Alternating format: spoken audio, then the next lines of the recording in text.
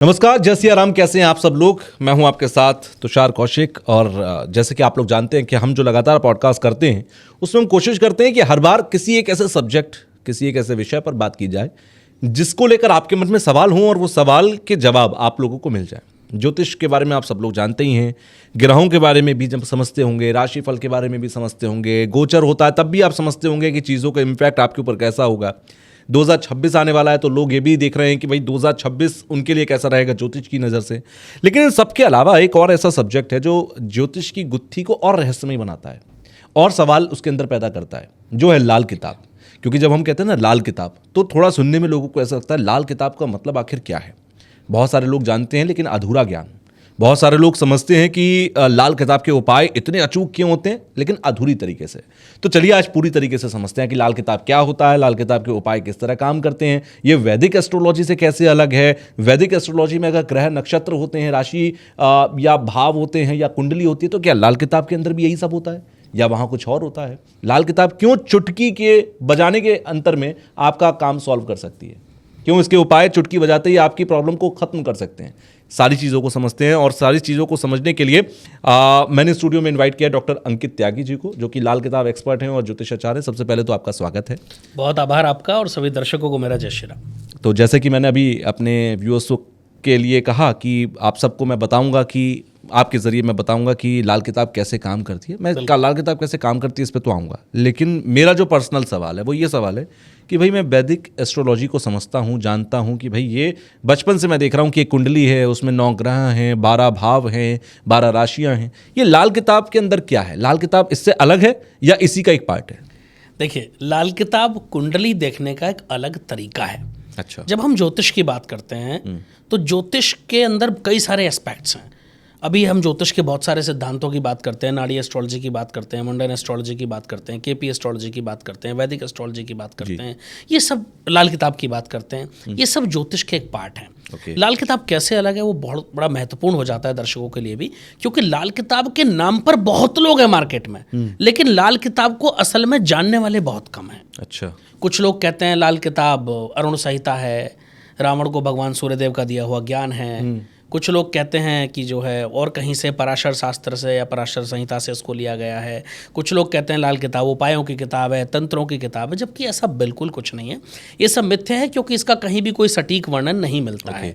लाल किताब का जो सबसे पहला जो हमें वर्णन मिलता है वो पंडित रूपचंद जोशी जी ने लिखी थी। पंजाब प्रांत के रहने वाले थे, उर्दू या फारसी बड़े अच्छे से उनको आती थी, उसमें उन्होंने लिखा, फिर बाद में लोगों ने हिंदी में रूपांतरण किया। ये एक्चुअली कितने साल पहले की बात है? लगभग 1952-51 के आसपास लगभग, मतलब 50-60-70 साल। हाँ, एग्जैक्ट मुझे याद नहीं, लगभग इतना मैं कह सकता हूँ, 52-53 के आसपास जी। तो वहाँ से इसकी शुरुआत हुई। अब लाल किताब के कुछ सूत्र ऐसे हैं, कुछ कैलकुलेशंस ऐसी हैं जो बहुत सटीक। अच्छा, लाल किताब के उपाय बहुत फास्ट काम करते हैं, ये सच है।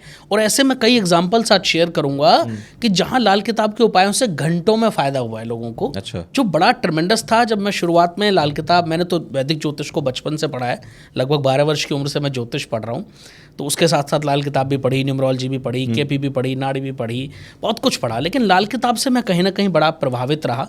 वैदिक ज्योतिष तो प्रायोरिटी है मेरी, वो नो डाउट, बट लाल किताब से मैं कहीं ना कहीं बहुत प्रभावित रहा। क्यों रहा? लाल किताब एक कुंडली देखने का बहुत आसान मेथड है। ठीक है। 2 चीज़ें आती हैं जब हम वैदिक ज्योतिष की बात करते हैं, तो पूरा जीवन कम पड़ जाता है वैदिक ज्योतिष सीखने के लिए। वो इतना गहरा समुद्र है, इतना गहरा राज है कि कई जन्म भी कम पड़ सकते हैं। अच्छा। 26 साल मुझे हो गए पढ़ते हुए, आज भी मैं कई कुंडलियों पर सोचता हूँ कि सोचना पड़ता है, समय देना पड़ता है, फिर जाकर के चीज़ें निकलती हैं। कई बार मेरे पास लोग आते हैं, अपॉइंटमेंट लिया, गुरुजी बात हो जाए, मैंने कहा नहीं होगी भाई, 2 मिनट में कुंडली नहीं देखता पहले तो मैं कभी, मुझे समय चाहिए। क्योंकि कुंडली एस्ट्रोनॉमी बेस्ड साइंस है, कैलकुलेशन बेस्ड साइंस है, और ग्रहों को समझना अगर 2 मिनट का खेल होता तो फिर तो हर कोई एस्ट्रोलॉजर बना होता। है भी मार्केट में बहुत जो लोग देखते हैं, बट मैं नहीं देखता। तो कई बार ऐसी ऐसी कुंडली आज भी मेरे सामने आ जाती है कि जहां मैं लोगों को बोलता हूं कि भाई 2 दिन का समय चाहिए इस कुंडली पे मुझे, और मैं समय लेता हूँ, लोग देते हैं, कोई दिक्कत नहीं होती उसमें, क्योंकि लोगों को रिजल्ट चाहिए, उनको सही प्रोडिक्शन चाहिए। लेकिन जहाँ लाल किताब की बात आती है, लाल किताब से हम बहुत जल्दी तो उसको सीख सकते हैं, पहली चीज़ वैदिक ज्योतिष की अपेक्षा, और बहुत जल्दी उससे प्रोडिक्शन की जा सकती है, क्योंकि लाल किताब के अंदर बहुत ज़्यादा ना राशियों का महत्व है, ना पंचांग का महत्व है, नक्षत्र का, किसी का भी महत्व नहीं है।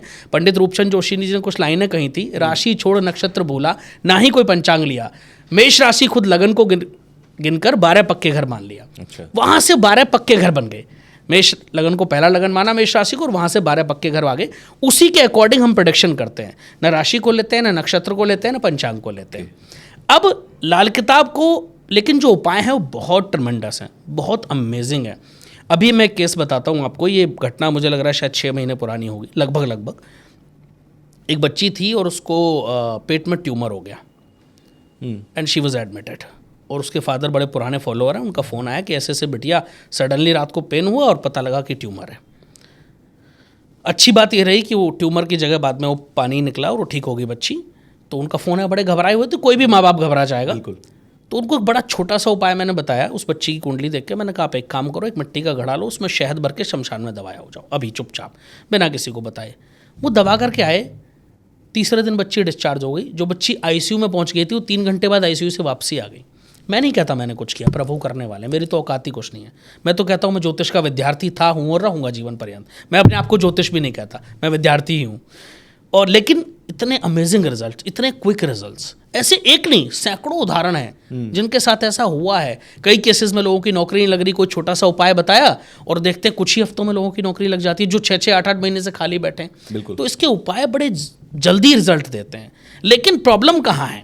प्रॉब्लम यहाँ है कि लाल किताब को जानने वाले बहुत कम हैं। सही उपाय, सही गाइडेंस, सही अप्रोच लोगों को नहीं मिल पाती, वहाँ दिक्कत आती है।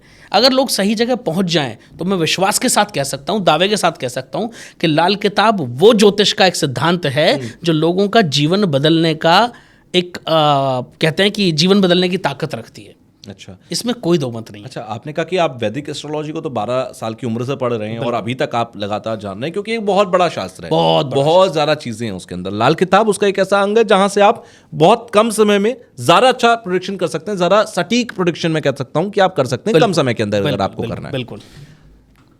बेसिक अंतर क्या है अगर कोई ये समझना चाहे, जैसे कोई अपना ट्रस्ट बिल्ड करना चाहे कि भाई मैं वैदिक एस्ट्रोलॉजी पर आज भी ट्रस्ट करूं, भले ही 4 दिन लगे, या मैं 40 मिनट के अंदर लाल किताब के उपाय करूं या उसका प्रेडिक्शन ले लूं, बेसिक अंतर क्या होता है? बेसिक अंतर यह है कि जब हम वैदिक ज्योतिष की बात करेंगे तो वहाँ हम नक्षत्र को भी ध्यान में रखेंगे, वहाँ हम गोचर को भी ध्यान में रखेंगे, ट्रांजिट को भी ध्यान में रखेंगे, वहाँ हम राशि को भी ध्यान में रखेंगे, और वहाँ जो ग्रहों की चाल है उसको पूरी तरह देख करके हम प्रेडिक्शन करते हैं।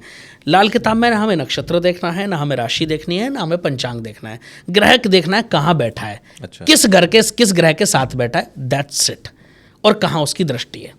दृष्टि भी जैसे वैदिक ज्योतिष की दृष्टि की बात करूं तो जहां भी उसकी दृष्टि होती है 100% होती है। लाल किताब की दृष्टियां भी अलग अलग होती हैं, कहीं 25% होती है, कहीं 50% होती है, कहीं 100% इफेक्ट होता है, तो वो भी बड़ा डिफरेंस है। फिर तो ये बहुत बड़ा कॉन्फ्लिक्ट है। अगर वैदिक एस्ट्रोलॉजी कह रही है कि इस जगह पर देखने पर 100% असर है, लाल किताब कह रहा है 25% है, तो ये तो एक बहुत बड़ा कॉन्फ्लिक्ट हो गया एक ही ज्योतिष के अंदर। मैंने कहा ना, एक चीज के 2 तरीके होते हैं। देखिए, हमें दोनों को एक ही डेस्टिनेशन पर पहुंचना है। आप उस रास्ते से घूम करके आएंगे, मैं इस रास्ते से सीधा आ सकता हूँ, बस ये डिफरेंस मैं कहूँगा।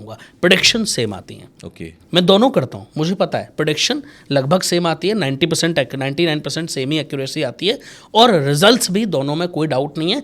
वैदिक ज्योतिष, देखिए मेरे पास कोई कुंडली आती है तो मैं उसमें वैदिक ज्योतिष, लाल किताब में दोनों एस्पेक्ट को ध्यान में रखते हुए मतलब मैं एक कंक्लूजन निकालता हूँ, उसके बाद कोई रिजल्ट देता हूँ। मेरा ये रहता है कि लोगों को ज़्यादा से ज़्यादा रिजल्ट मिल पाए। वो चुटकी बजा के करोड़पति बनाना या रात भर में धनवर्षा कराना, वो सब मेरे पास नहीं है। उसके लिए मैं क्षमा चाहता हूँ सभी दर्शकों से भी, वो संभव भी नहीं है, वो प्रैक्टिकल भी नहीं है। ज्योतिष वो है ही नहीं। 2 चीज़ें मैं यहाँ पर और स्पष्ट कर देता हूँ। कल एक प्रश्न मेरे सामने आया कि गुरुजी किसी ने हमें बताया कि असली ज्योतिष तो वो जो आप सामने जाके बैठो, आपके बारे में सब खोल दे। अरे भाई, ज्योतिष जादू नहीं है, ये समझाना पड़ता है लोगों को, ज्योतिषियों को। चलिए, आम दर्शकों को समझ में नहीं आता, समझ में आता है क्योंकि उनका ये डोमेन नहीं है, उनका ये सब्जेक्ट नहीं है। लेकिन ज्योतिषियों को ये समझाना पड़ रहा है कि ज्योतिष जादू नहीं है। ज्योतिष एक astronomy based, calculation based science है, और साइंस के लिए डेटा चाहिए आपको। बिना कैलकुलेशन के आप कुछ प्रेडिक्ट नहीं कर सकते, और अगर कोई कर रहा है तो मैं दर्शकों से भी कहूँगा आपका बेवकूफ़ बनाया जा रहा है, सावधान हो जाइए। कोई बाबा, कोई तांत्रिक, कोई ज्योतिष आपका भाग्य नहीं बदल सकता। बदल सकते हैं तो आप खुद। आप किसी अच्छे ज्योतिष के पास जाइए, चाहे वो लाल किताब के एक्सपर्ट हों, चाहे वो वैदिक के एक्सपर्ट हों, आप उनके पास जाइए, अपनी कुंडली का डिटेल्ड एनालिसिस कराइए। अगर उनको कुंडली डिकोड करनी आती है तो वो आपको रास्ता बता सकते हैं। उस रास्ते पर आप चलेंगे तो आपका भाग्य बदलेगा, आपकी चीज़ें आपके फेवर में होंगी। ये 100% है, और लाखों लोगों का बदला है। लेकिन अगर हम कहें कि कोई हमारा भाग्य बदल सकता है, वो संभव ही नहीं है। कभी कोई नहीं कर सकता, पॉसिबल ही नहीं है वो चीज़, ये हमें समझना। अच्छा, जब भी हम गूगल पर जाते हैं, लाल किताब लिखते हैं, तो लाल किताब के प्रोडिक्शन और बाकी चीजें बाद में आती है, पहले आता है लाल किताब के अचूक उपाय या अचूक टोटके। तो लाल किताब उपायों के लिए, टोने टोटके के लिए क्यों इतना ज्यादा फेमस है? टोने टोटके है ही नहीं लाल किताब में। उपाय को टोटके लिख देते हाँ, हैं। उपायों को लिख देते हैं। बाकी उपाय देखिए इसलिए फेमस है क्योंकि अच्छे उपाय, सटीक उपाय और बहुत छोटे उपाय। लाल किताब एकमात्र ऐसा ज्योतिष का सिद्धांत है कि जहां हम ग्रहों की पोजीशन को बदल सकते हैं। अच्छा। अगर आपका कोई ग्रह किसी भाव में बैठा हुआ है, फॉर एग्जाम्पल 8th में बैठा है और हमें उसको फर्स्ट में लेके जाना है, जी। तो हम कुछ ऐसे उपाय आपको 1 साल के लिए बता देंगे कि वो ग्रह दिखेगा तो वहीं चार्ट में, लेकिन वो आपके फर्स्ट हाउस के रिजल्ट देगा और हमें पता है कि फर्स्ट हाउस में जाके बेहतर हो जाएगा। Okay. तो आपकी चीज़ें अच्छी हो जाएंगी। एकमात्र सिद्धांत है ज्योतिष का, जहां ग्रहों की पोजीशन को तो एग्जैक्ट नहीं, लेकिन उसको रिजल्ट को उस भाव में ले जा करके बदला जा सकता है। रावण ने क्या किया था? रावण के बारे में जब हम पढ़ते हैं तो क्या किया था? अपने ग्रहों को अपने हिसाब से बिठा लिया। बिल्कुल। तो ग्रहों की एक्चुअल पोजीशन नहीं बदली उसने भी, उसने उन उपायों से उन ग्रहों के जो प्रभाव थे उसको उस भाव में ले आया। फॉर एग्जाम्पल 8th में कोई ग्रह बैठा है, मुझे लग रहा है कि भाई मेरे लिए बहुत प्रॉब्लम है, बीमारी है, कोई दिक्कत दे रहा है, ये मुझे ये 2nd हाउस में होगा तो बहुत अच्छा रहेगा मेरे लिए, मैं ऐसे उपाय करूंगा कि वो 2nd हाउस में आ जाए। तो 1 वर्ष के लिए वर्षफल हम देखते हैं, उसके लिए 1 वर्ष की कुंडली निकलती है, उसको वर्षफल बोलते हैं। वर्षफल हम देखते हैं, लाल किताब को और उस ग्रह को वहाँ पर प्लेस कर देते हैं उन उपायों से, उसका इफेक्ट वहाँ से मिलना आपको शुरू हो जाएगा। बड़ा सिंपल है। तो लाल किताब एकमात्र ऐसा सिद्धांत है, इसलिए मैं लाल किताब को भी फॉलो करता हूँ। हालांकि मैं दोनों को करता हूँ, बट इसलिए लाल किताब हमेशा मेरी फेवरेट रही है rather than other aspect of astrology.